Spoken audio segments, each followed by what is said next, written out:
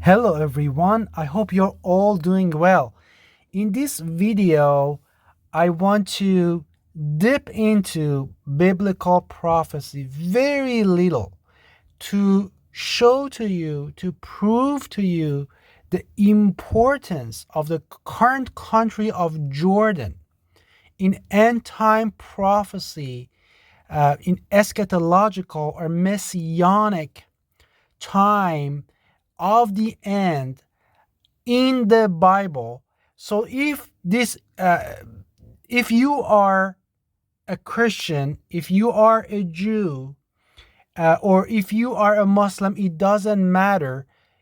Either way, this video is extremely useful to you to find out about uh, how important and what an important role basically Jordan, the current country of Jordan, will play during the events that Bible talks about towards the end time.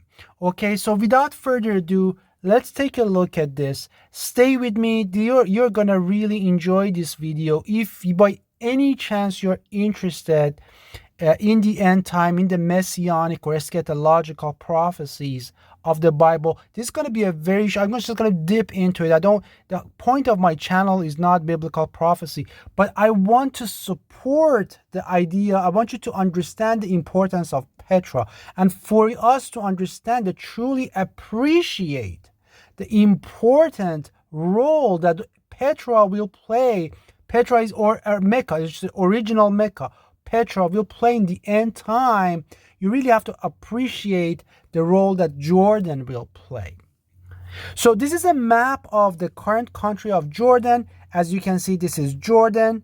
So this is the country of Jordan from east, from north, from south, and from west. So you have Saudi Arabia and Iraq on the east side. You have Syria on the north, and you have the country of Israel to the west of it, almost the entire west of the country.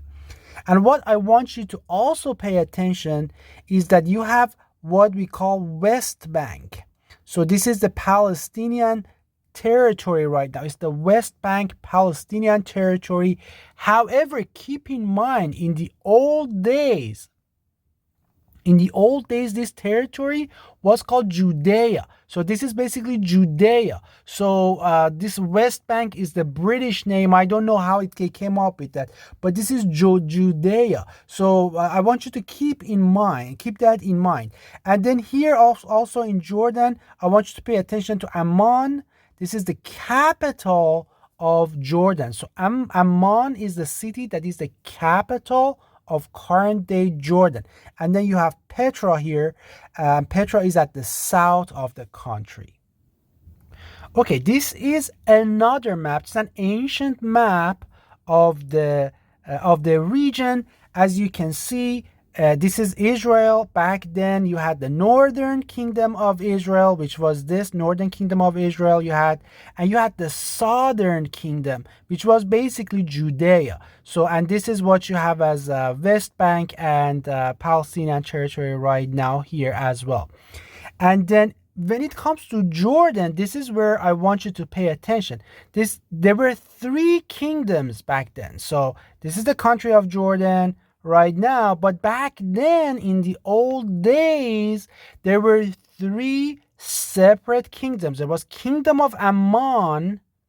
So this is number 1. This is the kingdom number 1, kingdom of Amman. You had the kingdom of Moab, number 2, and then you have the kingdom of Edom, or these were the Edomite, and Petra was part of Edom, or the Edomites. This is at this point, this map is for the time when Israel was at its weakest point. As you can see, Edomite had expanded westward towards the territory of the Israelites, and you can see that Judah is pretty much small at this point. But and then at the north you can also see the Damascus. This is Syria, as you know. But I want you to just pay attention that there were three kingdoms here: kingdom of Amman, kingdom of Moab. Ammon and Moab are sons of Lot.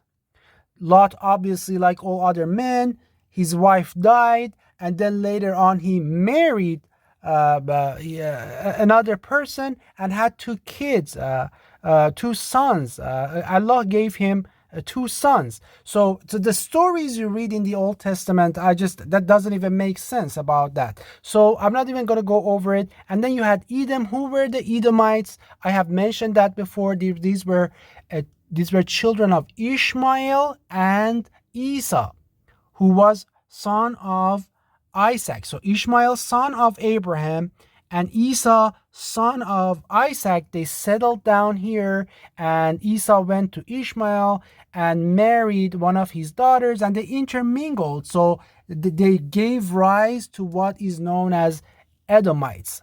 So you have those three things. Now let's go read a verse from the book of Daniel together.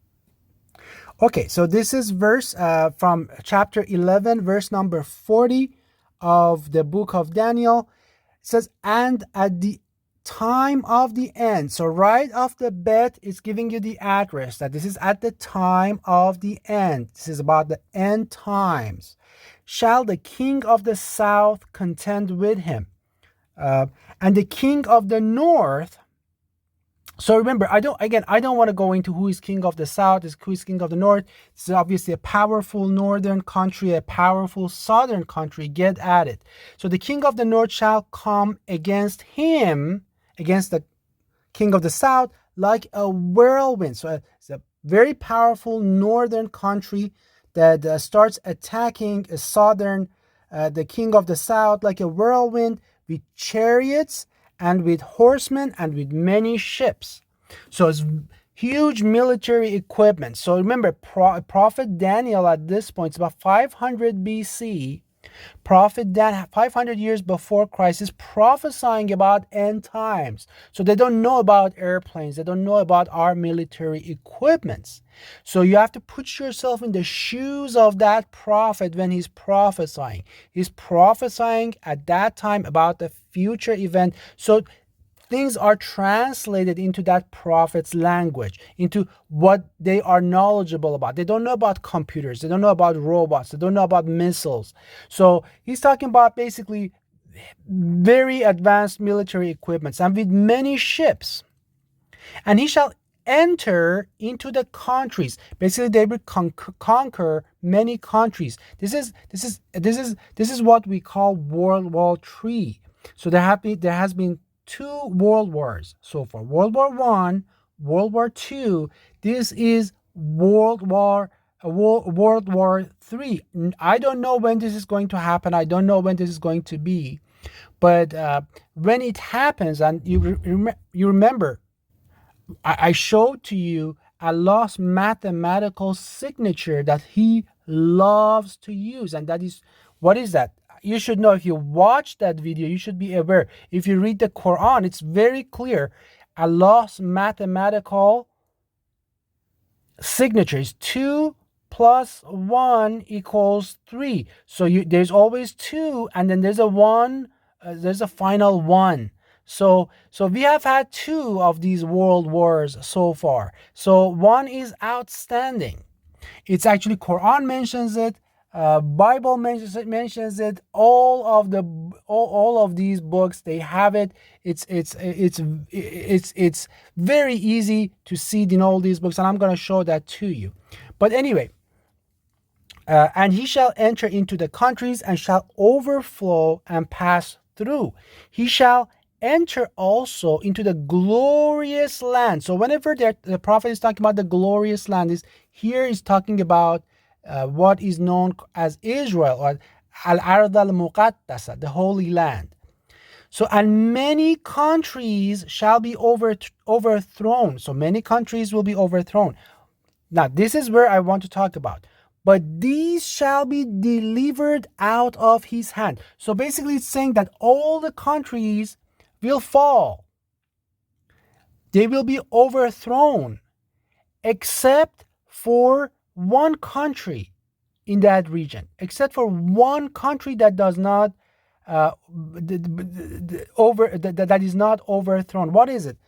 It says Edom, number 1, Moab, number 2, and the chief of the children of Ammon, number 3. So three, basically it's talking about 3 countries, 3 nations: Edomites, Moabites, and Ammonites. So again, remember, prophet is in 500 BC. Prophet Daniel is prophesying for a future end time that I showed to you here. From when? From 500 years before Christ. So there was no country of Jordan. But he's pointing out that territory that I showed to you. Number 1 is Edom. Just actually in the right order. Number 1 is Edom. Let's just go back to that map.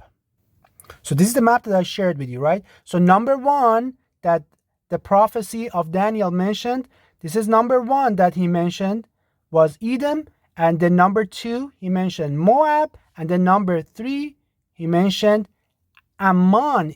But when it came to Ammon or Ammonites, kingdom of Ammonites, he used the word chief or leaders. Why do you think that is? So Prophet Daniel is telling us in his book that these 3 territories are going to be combined, but the leader of them, the chief of them, are going to be the children of Ammon. So the Ammonites are going to be the leader, the chief. And if you look at it today in the country of Jordan, what do you have? Its capital. Its capital is Amman. So Amman is the city of Amman is actually the capital of Jordan.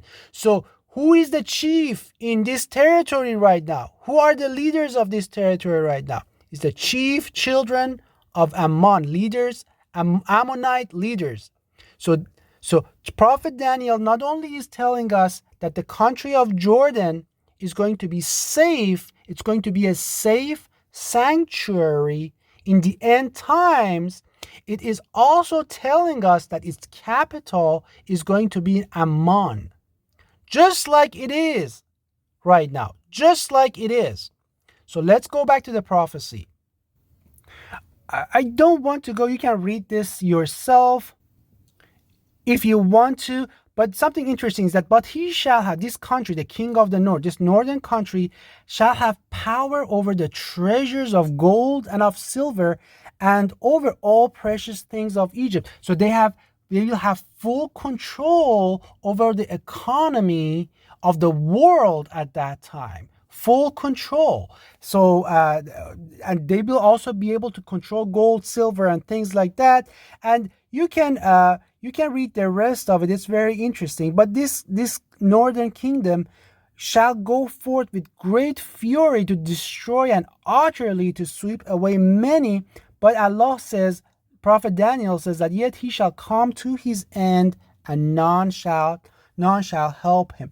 So no one knows when these things are going to happen, but it really, so there's no way anyone could predict what country this prophecy is specifically talking about. But one thing we know for sure, one thing we know 100% is that there will be a safe sanctuary in the midst of this chaos, in the midst of this world war, in the midst of these wars. There will be one country that will be safe, and that country will be the country of Jordan.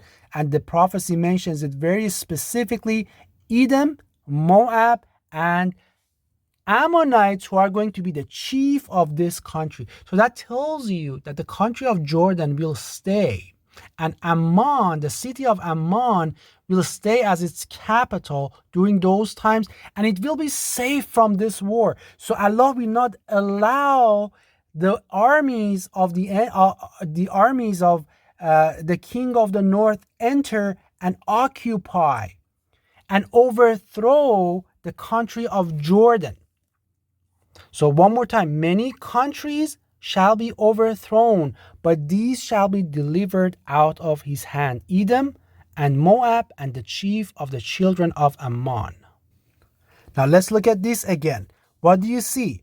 You see the exact same thing. You see again the three. This is the map of the current day Jordan. You see the chief.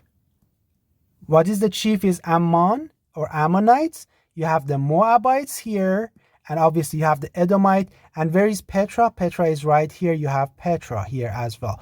So this is why it's just so important. This country is so important. Will play pivotal role in messianic prophecy and at the end time, because this the clue that everyone is missing out is the city of Petra. That's the original Mecca. That's Bakkah.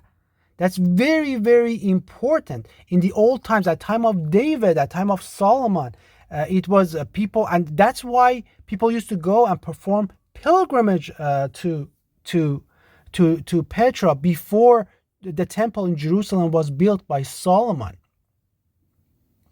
I have a video on that. I will put the link from the Psalm of David. And David talks about going to Jordan and doing pilgrimage and going around the house of God and worshiping with praise. It talks about Hagar and all those things. So I will put the link so you can look at it. And that's why it's just so important. That's why this Petra is very important. I'm going to be focusing on this. This is key. This is a key thing that you should know. Satan tried to change this map for us so we don't understand, but the evidence is there. Dan Gibson himself might not know what he did, but he provided hard evidence about Petra, hard evidence. He showed to us that all the early qiblas, all the early mosques at the beginning of Islam were pointing towards Petra. That's hard evidence. That's undeniable hard evidence that he provided. So I just want you to be aware of this. Now let's look at another prophecy. Again, but one more time, I want you to keep this in mind. This is considered West Bank, but in the old days, this was Judea. So this is another, this is from the book of Matthew. It's just of chapter 24, verse number 15. It says, when you see the abomination of desolation, which was spoken of through Daniel the prophet. So we just talked about the book of Daniel. Standing in the holy place, let him that readeth understand, and let them that are in Judea flee unto the mountains. So I'm not going to read this whole thing, but I just wanted to say, let them that are in Judea. So this is a quotation from Jesus, Isa, son of Maryam. And he's not talking to the entire country of Israel. He's only talking about Judea. It says, let them that are in Judea flee unto the mountains. Let's look at the map. So this is, as I mentioned, this is Judea. So he's talking to the inhabitants of Judea, who, if this happened tomorrow, this would be Palestinians. He's telling them to flee to the mountains. And these are all mountains here, all mountain ranges. So he says, flee to the mountains. Why? Again, because of the same reason. Because they knew that Jordan, what we call nowadays in our day and age, Jordan, but back then it was Ammonites, Moabites, and Edomites, will be the sanctuary, will be a safe sanctuary in the end times. That's why it's asking them to go to Jordan, go flee to the mountains, basically go over there. So for whatever this is, and I know what it is, if you have listened to my videos about our Creator's messenger of the covenant, that Quran, that the Quran talks about, and also the book of Malachi talks about. So both Bible, both Torah, both Bible and the Quran talk about it. Then you know what it's talking about. So for some reason, what happens is that Jordan, the country of Jordan, will be the epicenter. Epicenter will be the epicenter of faith And true belief in the end times, that true believers in the end time, and again, I have no idea when this is going to be, but true believers in the end time will take refuge in Jordan. Why? Because the king of that country of the north, that powerful country, will not be able to overthrow it, because Allah will protect it. But how do I know that Allah will protect it? So I'm going to share with you another verse, and then we are going to stop this. But I want you to know that this does not happen overnight. This is a process, years of warning, things like that. But at the end, Allah tells us what He's going to do. Okay, so this is Isaiah 63. Okay, so this is a beautiful, beautiful chapter of the book of Isaiah. For those who are Christians and Jews, they probably know this by heart. But now, after what I explained, you should be able to understand it so much better. So let's read it together. It says, "Who is this coming from Edom?" So I just shared with you where Edom is South Jordan, Petra, that's considered Edom. So it's talking about, again, Jordan. "From Bozrah, with his garments stained crimson," or red. So what is Bozrah? Bozrah means sheepfold. So that's what it means. And if you look at Petra, because of the folds, another name of the city of Petra over there in Edom that was known at this time when Prophet Isaiah was prophesying as Bozrah. So then it says, "Who is this, robed in splendor, striding forward in the greatness of his strength?"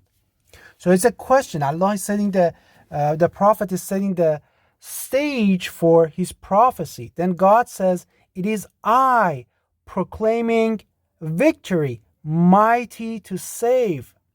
It says, "Why are your garments red like those of one treading the winepress?" It says, "I have trodden the winepress alone. From the nations no one was with me. I trampled them in my anger and trod them down in my wrath. Their blood spattered my garments, and I stained all my clothing. It was for me the day of vengeance. The year for me to redeem or save had come. I looked, but there was no one to help.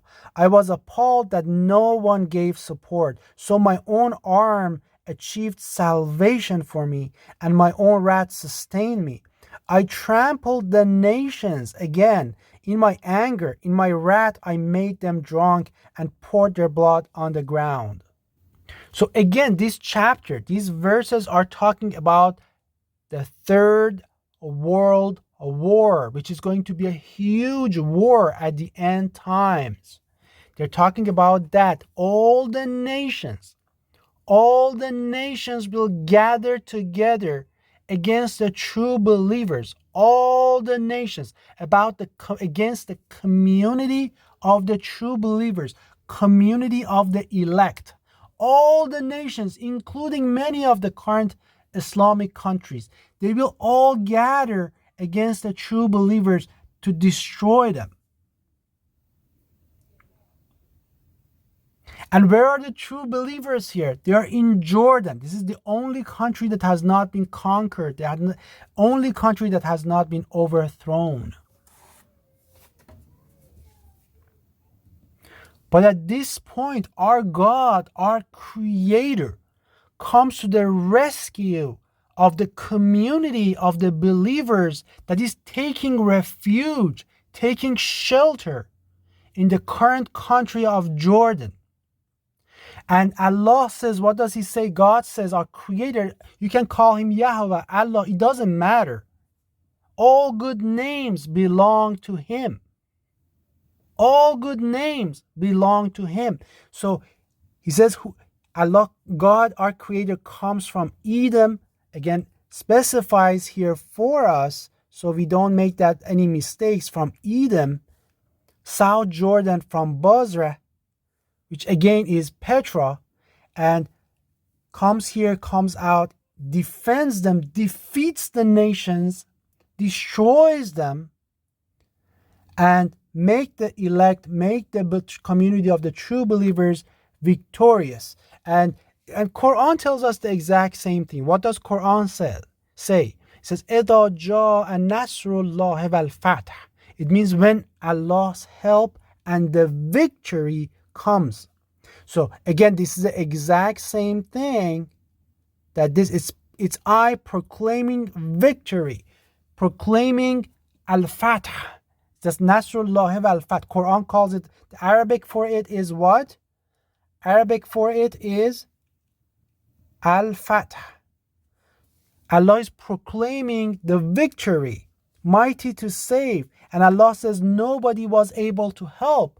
So there was no one that could help the community of the elect that is taking shared shelter in Jordan and in Petra at this point, except for Allah. So Allah alone, our Creator alone, comes and helps them and defeats the nations, the United Nations, and all their armies.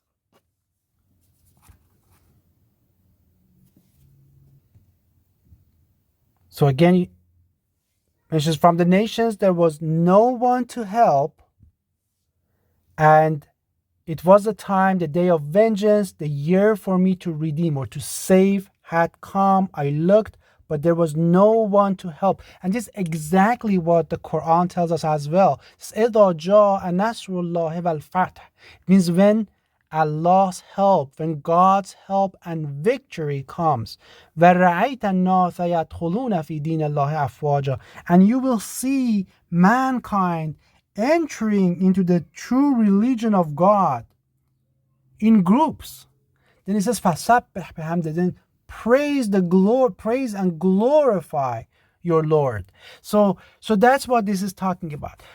So hopefully you learned a little bit. I just want to again emphasize how important Jordan is. Whereas Mecca in Saudi Arabia did not even exist. It's not on any maps, nothing. No disrespect to the people of Saudi Arabia. That has nothing to do with them. In fact, if it was not for the people of Medina in Saudi Arabia, in current day Saudi Arabia, the Islam probably would not have existed. So that's huge. And it was not actually the Saudis, the current day Saudis, that took Mecca to they basically changed the location of Mecca to current day Mecca, Saudi Arabia. It was actually the Umayyads who were the current day Jordanians that did that. So there's no blame on them. I just want to make sure I'm not trying to insult the Saudis. It has nothing to do with them, and there's huge respect for them, for the Medina and what they did. But I just want you to be aware of this prophecy and the important role that Jordan, the country of Jordan, will play at the end time. And keep in mind, interestingly, the current kingdom of Jordan is a Hashemite kingdom. What it means is that they are the direct descendants of Prophet Muhammad.